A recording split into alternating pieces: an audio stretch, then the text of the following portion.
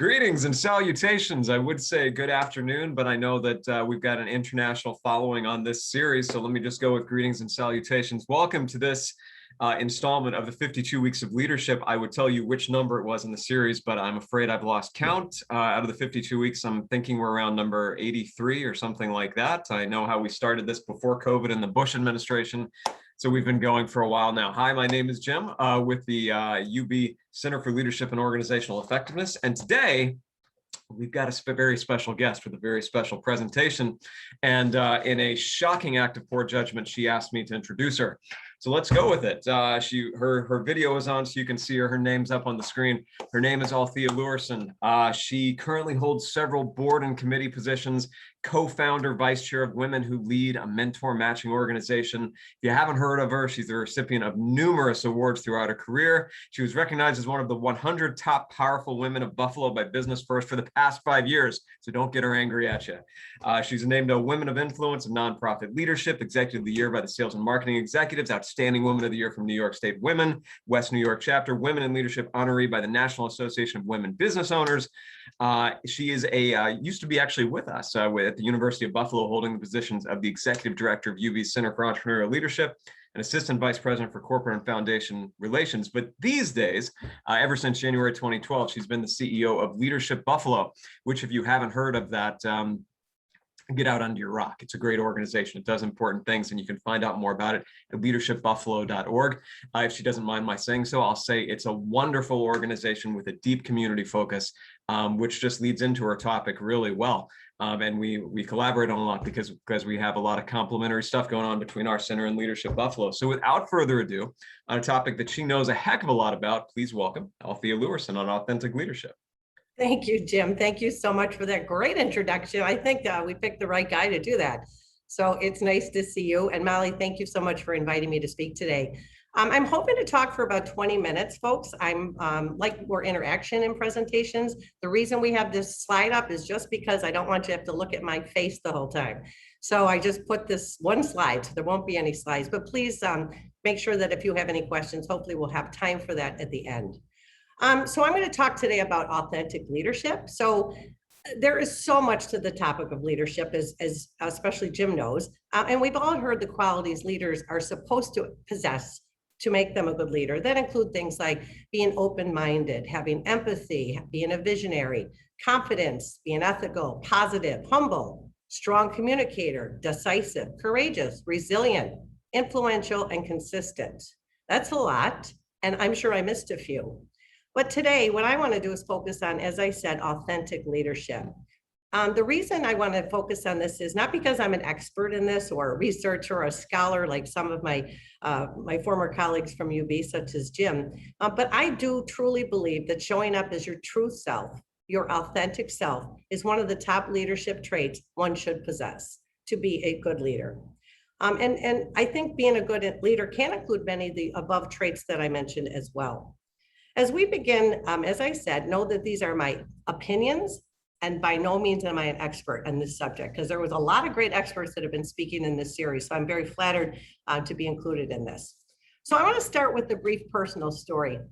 For some of you may know this story already, but excuse me, I graduated from high school at the ripe old age of 17 in just 3.5 years. And not because I was brilliant, but because I was done. I had all my credits and I needed money for college.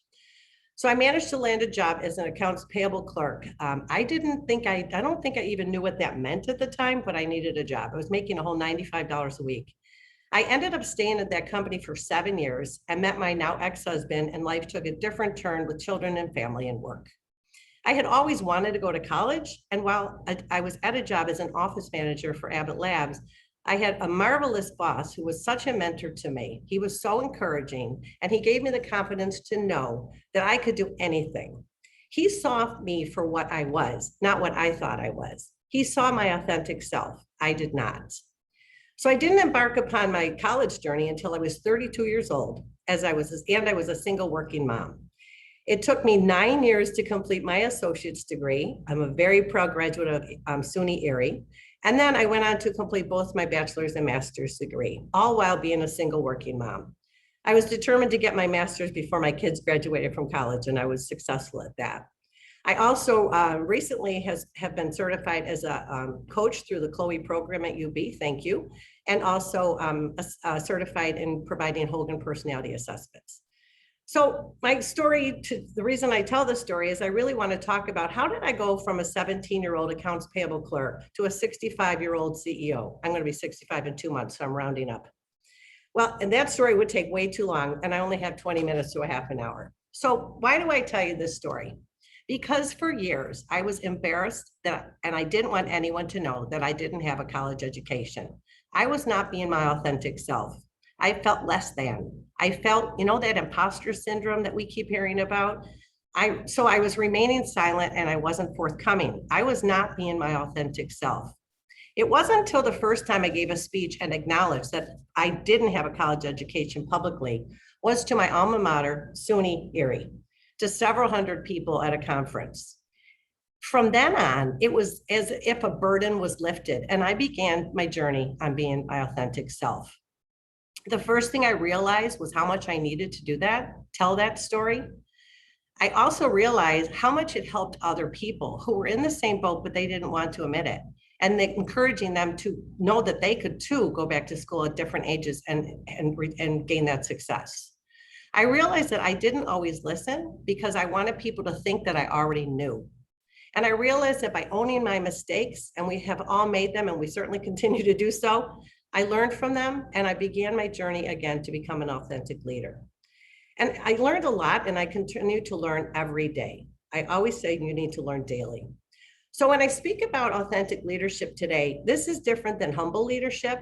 And quite frankly, I'm sure that anyone you talk to who knows me quite well would never describe me as humble. I see I'm being my authentic self. But a couple traits I just want to discuss that I truly believe authentic leaders possess. They're self-aware and they're genuine.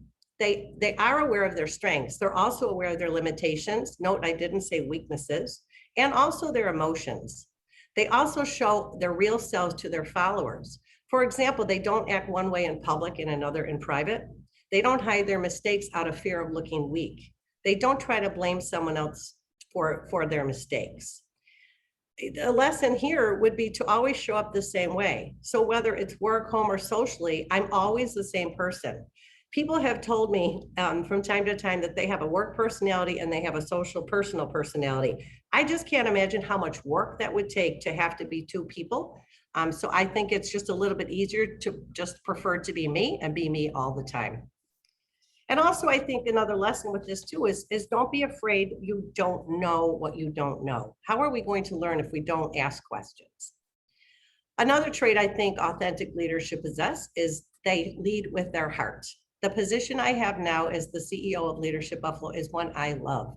I believe in the work. I feel as though I'm making a difference and I'm changing people's lives. It's obvious to those who know and work with me that I live and breathe the work that I do. But I will tell you, I have had a lot of jobs. I started working at 17 and I am just about 65. So there's a lot of years in there. But I had jobs that I didn't believe in. I didn't think I was making a difference. I didn't think anybody cared about the work I was producing. And I didn't have my greatest success at those jobs. And I was miserable. My authentic self needed to believe in my work and needed me to be able to lead with my heart. A lesson here is the old saying, find a job you love and you'll never feel like you worked a day again. Find your passion. Another area I think authentic leaders should have is be focused on results, not on their own self-interest. The job they do is not for their own power, money, or ego, but the results of whatever they're leading. They don't worry about setbacks. And I would say we had quite a few setbacks in the last 16, 17 months. We went from an in-person experiential learning for 5 programs to going virtual. So it was quite interesting year. But we focused and we know that with patience and hard work, time will yield desired results.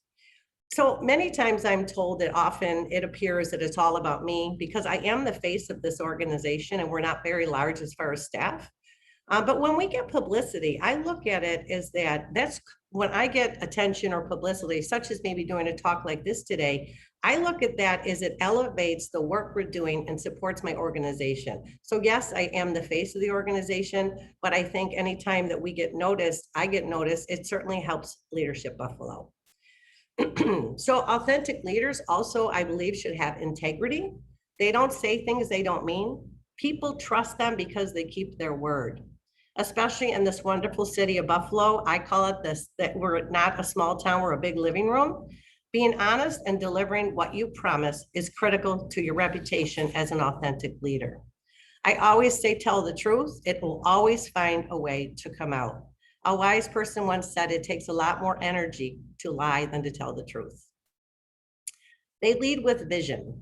Authentic leaders have purpose and vision. And the vision is not only for their organization, but for the people that they lead.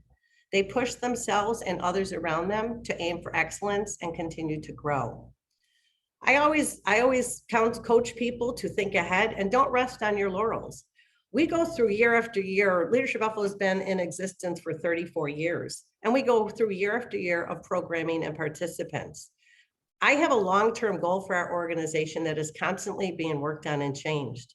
Never do we just cut and paste from year to year. The world changes way too rapidly, and we as leaders, I find important for us to be knowledgeable and to keep up.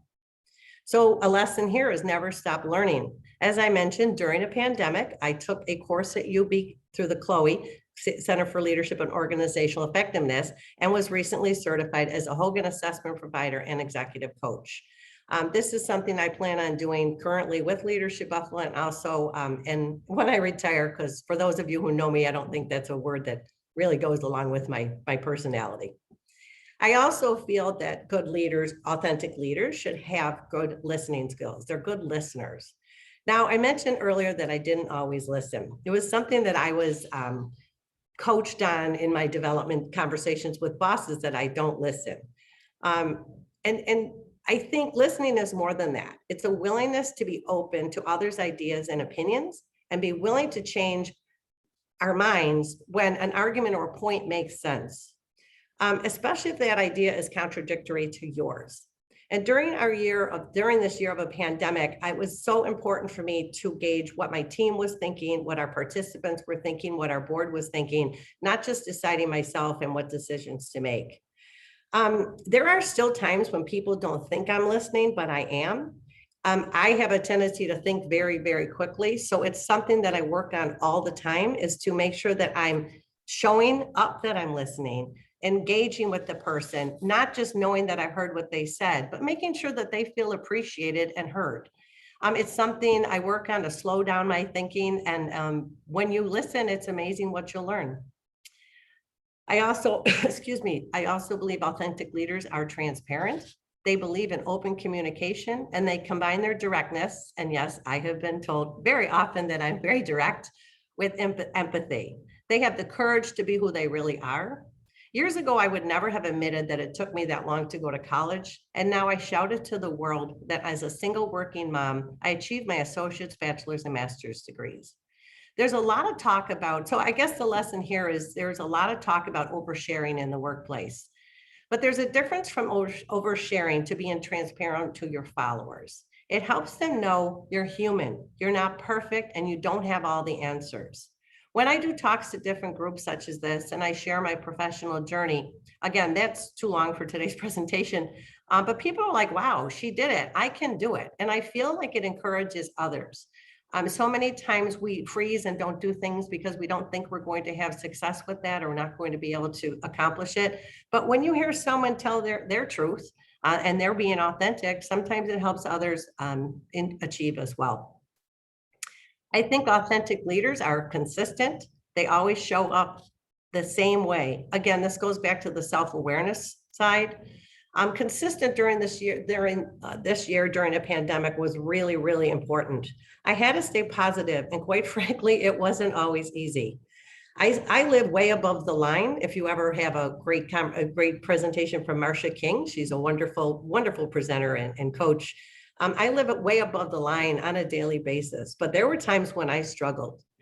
To be able to admit this, but then to keep up the consistency to your followers is really important as a leader, as an authentic leader. To lead my team and my programs, showing up the same way, positive and confident, was important to the success of our organization. So I guess my lesson here is be yourself. Everyone else is already taken. And lastly, share success with your team. Authentic leaders don't grab the fame for themselves. They build a great team and they give credit where it's due. I often thank my team, not just personally in when we're behind the scenes, but in public as well. Sharing successes and celebrating them is important.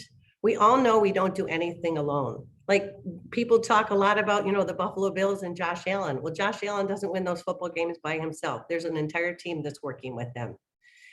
So I think I was just on a Zoom with leadership programs from around the country, and there was a poll about how you lead. And the answer was, I do it all myself. One of the answer choices was, I do it all myself.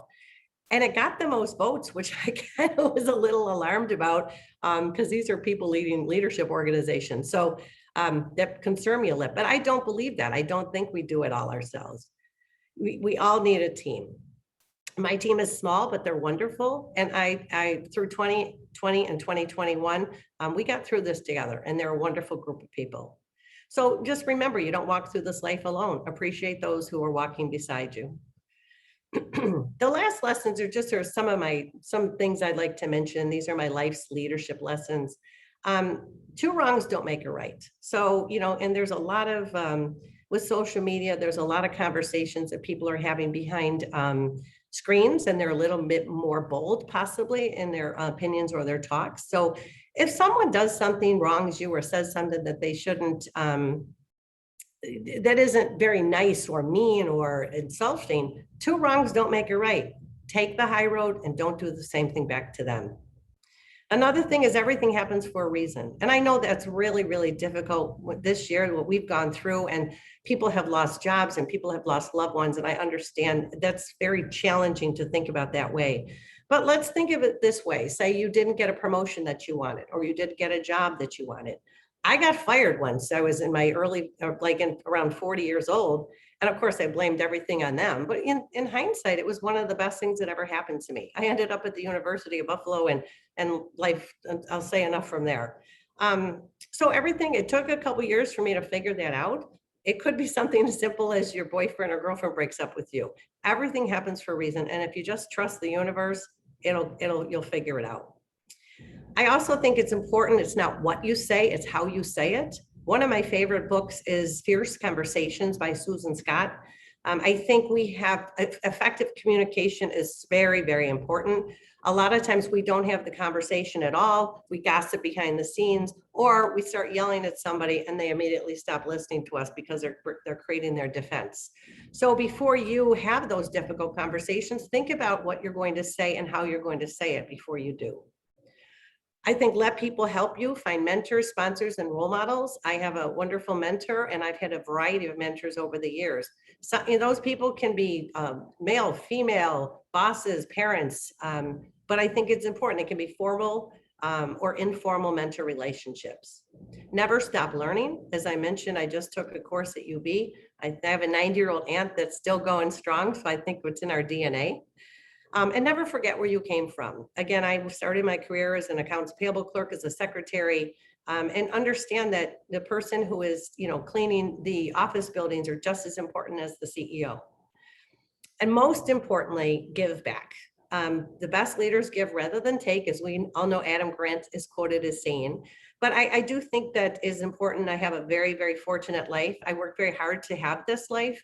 But I do think it's important to give back to your community and to make sure that everyone has an opportunity to achieve just like I did. So thank you for listening, and I'm happy to take any questions. I see a few in the chat box. So I don't know, Jim, are you going to facilitate the chat? Yeah, I'm supposed to, but if you want to be assertive and take over, you read actually, away. It can go either way, and we've got some good ones. I'm gonna start out with one actually that was direct chatted to me for you. This comes from Joseph, and he asks, even for an authentic leader, is it ever okay to tell one of your employees a white lie? Oh, yeah. I mean, again, I'm not an expert in this, but I think white lies sometimes just to save somebody's feelings. I think it's actually being polite. So I would say yes. It's just, as long as it's the purpose of it is to not offend somebody and to save their feelings. The first two questions that went out to everybody are actually pretty similar, so I'm going to throw them together from Sujata and Rick. They ask basically, how can a leader learn to be more authentic? It may not come naturally to everyone. If it is it trainable, where would you start? How do you, sounds good. And I'll tell you, because you mentioned, the research and the scholars, you're doing awesome. The research backs up everything you're saying here. So this is a good thing. How do you start down this path? I would suggest, and I'm not saying this because I just was certified as a coach, but I do think that's important to get yourself a coach, because I think with coaching, oftentimes, the majority of the time, we will do a personality assessment, we will do 360, and we will find out how you're showing up to others, which is really important, because a lot of times, as you said, Jim, people don't realize how they're showing up.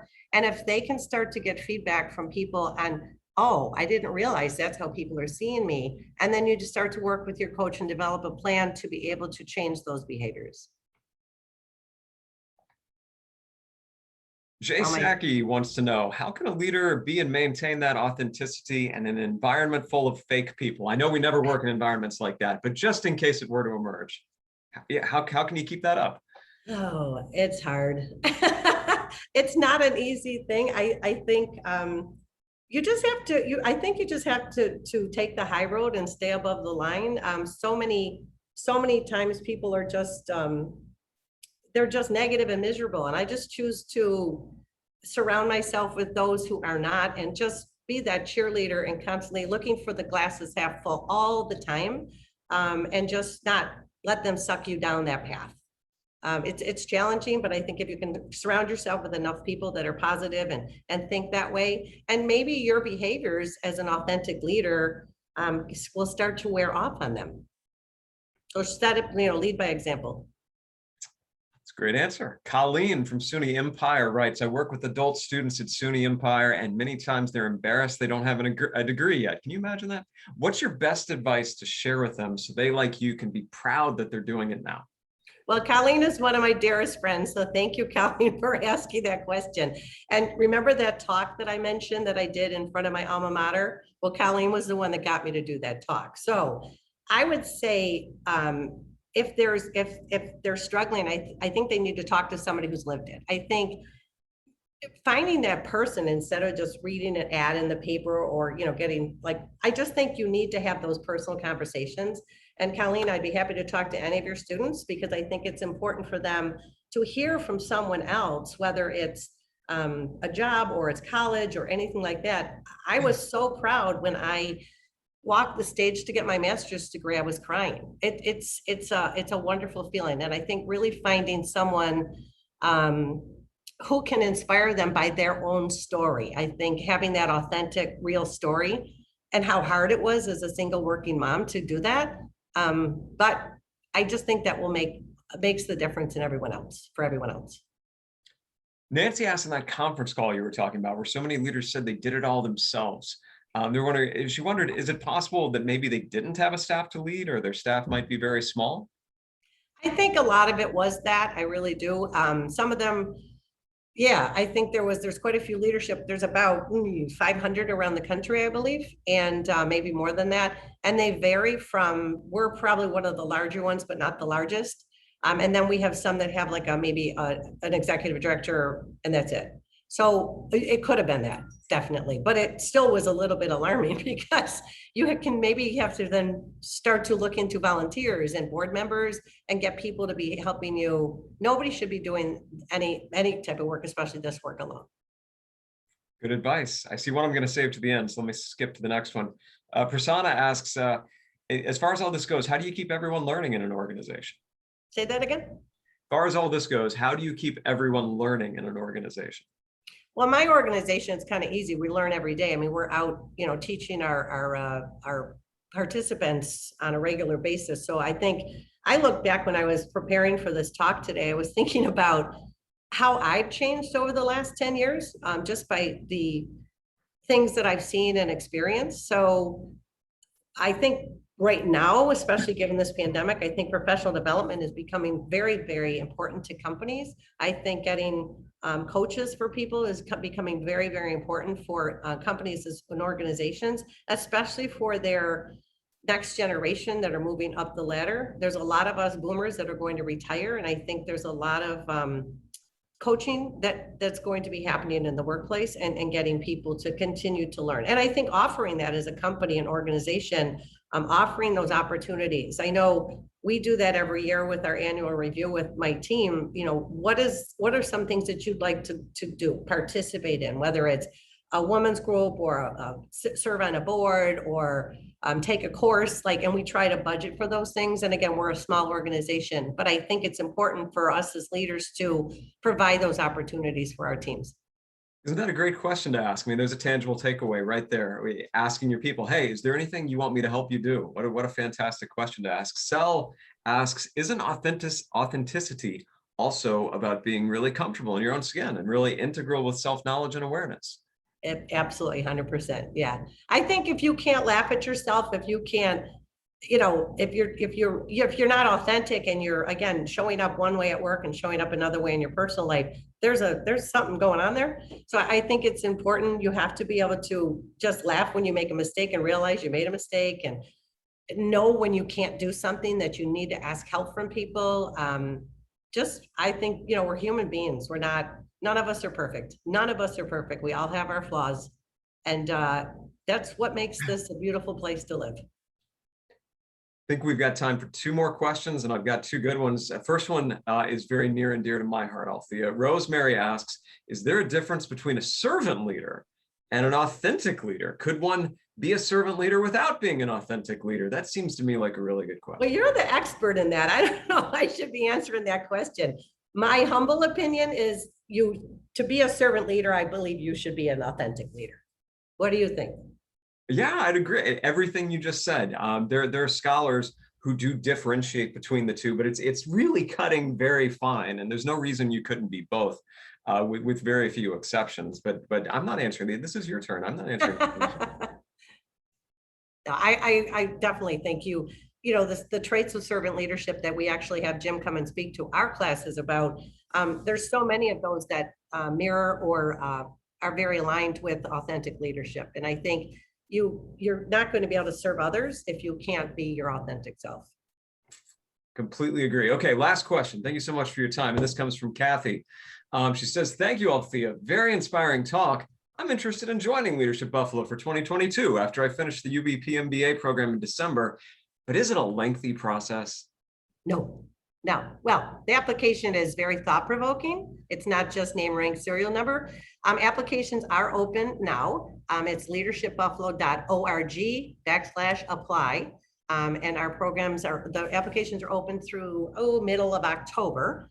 It is a very competitive process because we do typically get a lot more applicants than we can take, but we do want to make sure we have a balance of large companies, small business owners, nonprofits, both large and small, civic public servants, and educators. So we really want to make sure that we look like Buffalo, that we're representing all the industries and types of work in our community and all walks of life. So we do have an open house coming up. So check our website, it's on there. So you can come and meet some of our very engaged alumni.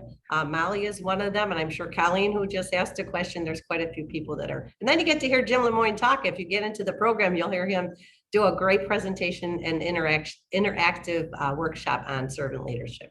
Well, you'll get to hear a presentation anyway. Don't know about that. You're always the fan favorite, Jim.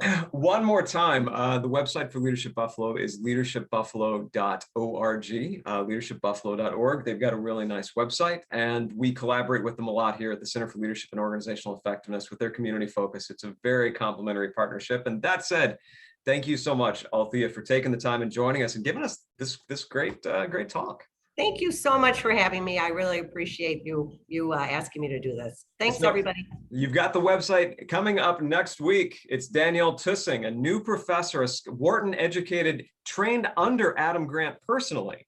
Dr. Danielle Tussing going to be talking to you about leading employees to optimize work-family dynamics. We'll see you right back here, same time, same place next Monday. Thanks for joining us. Thank you.